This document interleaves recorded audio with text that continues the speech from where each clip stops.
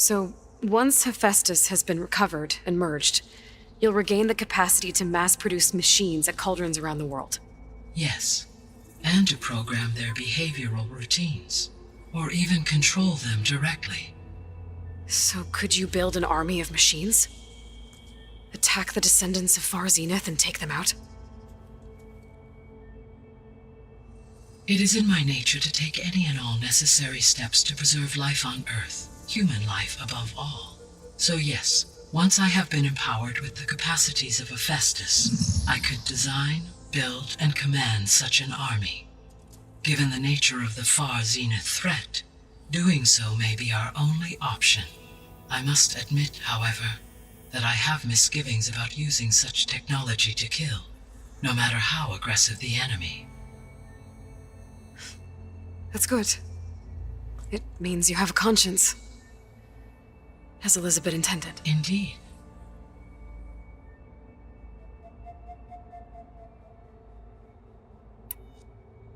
The missing subordinate functions. What can you tell me about them? Artemis rewilded the Earth with a variety of animal species. Eleuthia was responsible for gestating, nurturing, and acculturating a new generation of human beings. Apollo was tasked with preserving, organizing, and disseminating vast archives of human knowledge and cultural achievements. Unfortunately, all archived Apollo data was purged on the 2nd of February, 2066, by order of Ted Farrow. Farrow, huh? I really hate that guy. Understandable. He appears to have been pathologically narcissistic, impulsive, and unstable. All 3 of the missing functions have already served their purpose, or were prevented from doing so. Do you still need them? If attainable, yes. Restoring their remaining elements would increase my heuristic processing density. Unfortunately, I have no way to track them. They have disappeared without a trace.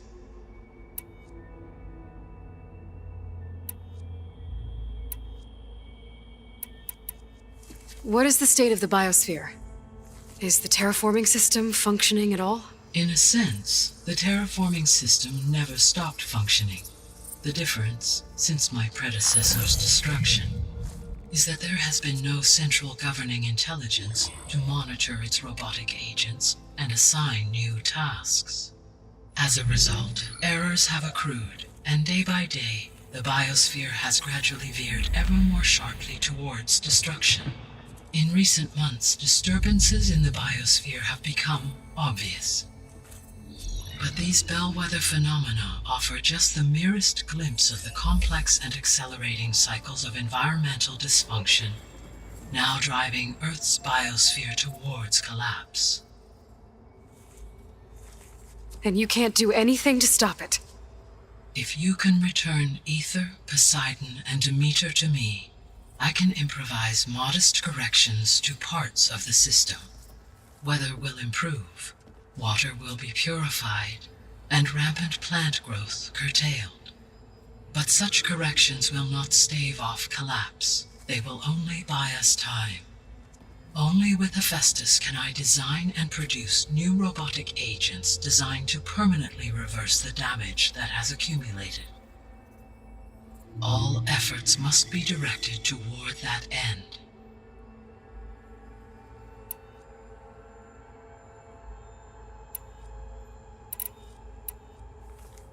How long do we have then? At present rates, without additional factors, the biosphere will cross a point of no return in approximately 4 months.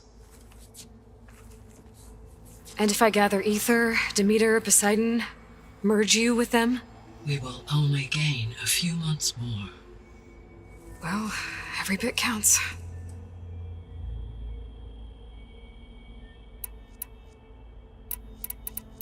So if the descendants came to Earth on a spaceship, I guess we can assume that their technology is powerful in all sorts of ways, right? Yes, as your encounter with them at the Proving Lab amply demonstrates, they appear to make extensive use of robotic servitors. Further, they seem to be equipped with some kind of protective energy field that shields them from harm. Yeah, no kidding. The one I fought seemed indestructible. Throughout history, every defensive technology has eventually been defeated by an offensive counterpart.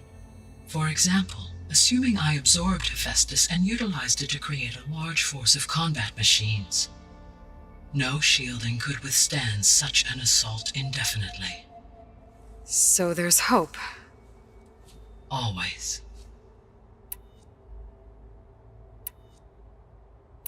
The extinction signal didn't just wake Hades. It made every subordinate function self-aware. Why? I have wondered this myself. So far as I can tell, Hades was the sole target, and the partial sentience imparted to other subordinate functions was incidental. So the signal could only have been sent by someone who had thorough knowledge of the system, huh? Yes. The signal's design was exceptionally precise and highly advanced. Were its intentions less malevolent, I would admire the intellect or intellects that produced it. The descendants I ran into at the Hades Proving Lab, they had a clone of Elizabeth Sobek. So that's consistent with the idea that they came here to salvage Zero Dawn technologies, right? Yes. As your own experience demonstrates, a clone of Elizabeth Sobek functions in effect as a key to the terraforming system. But how could they have made a clone? The Odyssey carried approximately 200,000 human zygotes, millions of animal zygotes, and billions of plant seeds. It is conceivable that Elizabeth Sobek's genetic material was sampled, with or without her knowledge, and carried aboard the ship in storage. That's...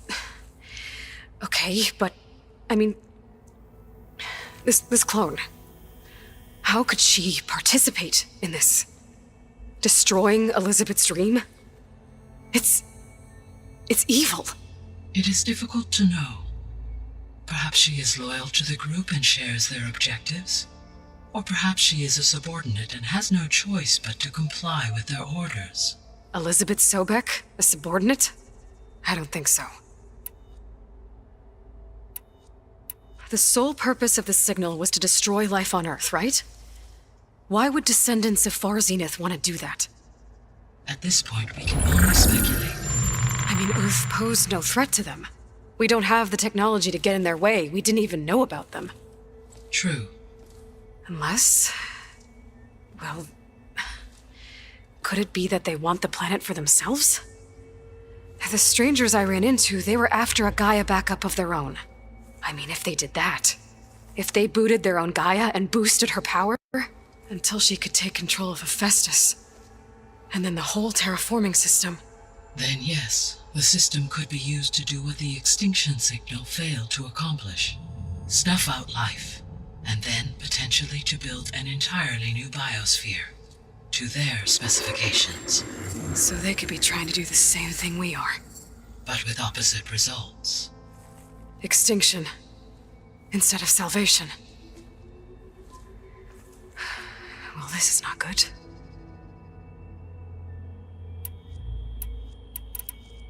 You said Sirius is really far from Earth. 81 trillion kilometers, or 8.611 light years. Right. So, how would the descendants have gotten here? On a spacecraft much like the Odyssey, though significantly more advanced. The journey from Earth to Sirius would have taken the Odyssey almost 300 years. This appears to have been much faster. If their ship departed Sirius at the same moment the extinction signal first began transmitting, the journey was made in just 29 years at an average of 0.297 the speed of light. If they did not set out for Earth until they learned of the extinction signal's failure, the journey was even faster, a mere 13 years, or 0.662 the speed of light. Okay, enough. You're making my head spin.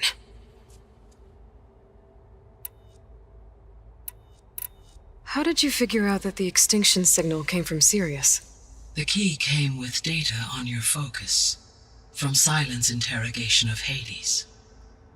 The duration of the signal itself, 17.22 years. That doesn't make sense. You said that the signal took 8.6 years to arrive from Sirius. Why would the signal keep transmitting after it was received and you blew yourself up? Because the sender didn't know that had happened until it received notice from Hades. Which would take another 8.6 years to get back. Correct. Only then would the sender stop broadcasting, after a total of 17.22 years. So the duration, halved, gave me the distance the signal traveled. With that in mind, I simply scanned my astronomical database for any relevant location 8.6 light-years away. Because it was Far Zenith's intended destination, Sirius was the only logical source.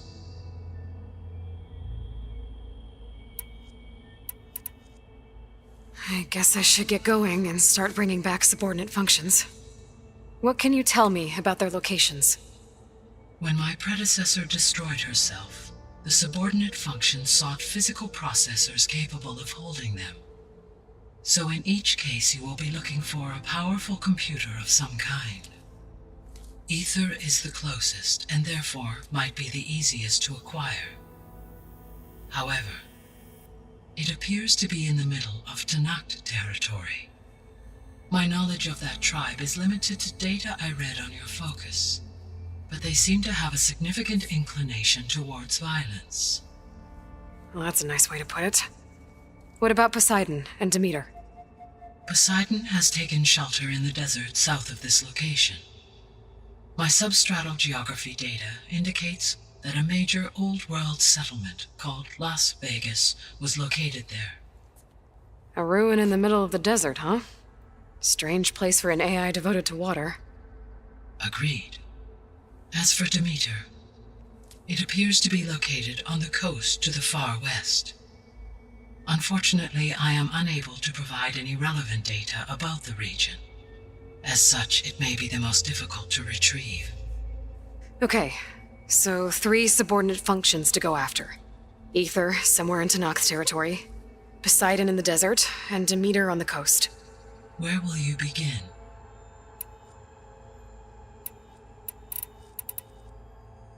I think I'll head for Ether. Then I will assign Ether as the objective on your focus. If you obtain it, I may be able to use it to quell the most severe storms in the region. Though I will require Hephaestus and the control over machines that it offers to permanently stabilize the biosphere. Should you change your mind, you can update your objective via your focus interface at any time. I will also transmit a summary of available data on all of the subordinate functions to you for reference. Is there anything else I can help you with? I know you have a great deal to accomplish. I do, don't I? Is something wrong? I don't know. It's just that Elizabeth set the bar pretty high. She had a dream for you, for life on Earth, and a lot has gone wrong, and it's all on my shoulders to fix it. Do you think I can do it all? Repair the system, defeat Far Zenith, live up to her example? Absolutely. In her last message, my predecessor declared her unwavering conviction in your success. In you, all things are possible. You prevailed in purging Hades and rebooting my system core. You will prevail in this. Thank you, Gaia. Well, I guess I should get going. I have unlocked the facility's exits. One leads onward to the west. The other leads back down the mountain to Plainsong, should you wish to return east. Varl? Whoa! Gonna have to get used to that. That you, Aloy? Yeah. Gaia's opened the exits to this place. Can you and Zoe meet me by the west door? Be right there.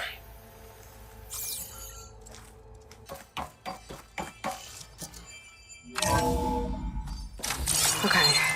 I need to bring Ether back for Gaia. Varl and Zoe are waiting for me by the west exit. This is where it would have been stored. Are you sure? Yes. I think it'll be better this way. After you, Aloy. Aloy, you have now visited all accessible rooms of the facility. I need to head further west. To, get more of Gaia's components. Make her stronger. You two can stay here in the meantime. Gaia can help get you up to speed. I'm not trying to shut you out. It's like training. Actually, I'm gonna go back east to get Erend. Bring him here. Look, allies, friends can help. We have a place to stay now, and like you said, Gaia can teach us, catch us up. It'll be okay. Okay. Take these then. One to wear, one for backup. While you're at it, stop by Stone's Echo and look for Milu. Give her a message for Talana that I found a way over the mountains. Will do. Are you going with him? No. After what happened in the cave below, I want to stay here a while. There is much I need to understand. Maybe by the time you get back, I'll have a thing or two I can teach you. Looking forward to it. When will you be back? I'm not sure. But hopefully I'll have one of Gaia's missing components with me. Be careful out there. Even in Plainsong, we heard how the Tenakth Climelands are suffering from storms, machines, and now Regala. Don't worry about me. I'll be fine. Good hunting, Aloy.